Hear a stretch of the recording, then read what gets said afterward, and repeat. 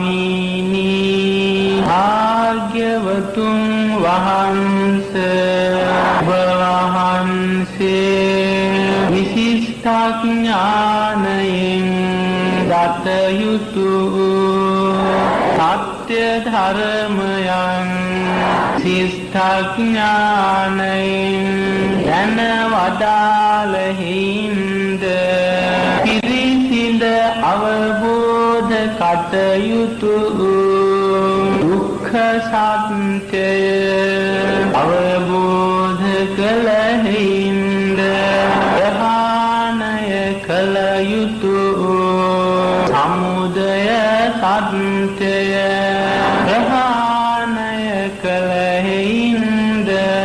ප්‍රත්‍යක්ෂ කළ යුතු නිරෝධ සත්‍යය ප්‍රත්‍යක්ෂ කළ හිඳ භාවනා වශයෙන් වැඩිය යුතු මාර්ග සත්‍යය භාවනා වශයෙන් වැඩූ හිඳ සංස්කාර විකාර ලක්ෂණ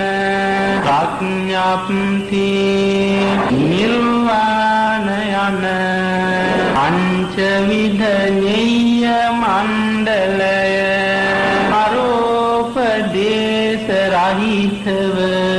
සර්ව ප්‍රකාරයෙන් අවබෝධ කළ බැවින්ද සම්මා සම්බුද්ධ නම් වනසේක. ඒ සම්මා සම්බුද්ධ නමැති බුදු ගුණයෙන් සමන්විත වූ භාග්‍යවතුන් වහන්සේ ඔබ වහන්සේට මම නමස්කාර කරමි. මාගේ නමස්කාරය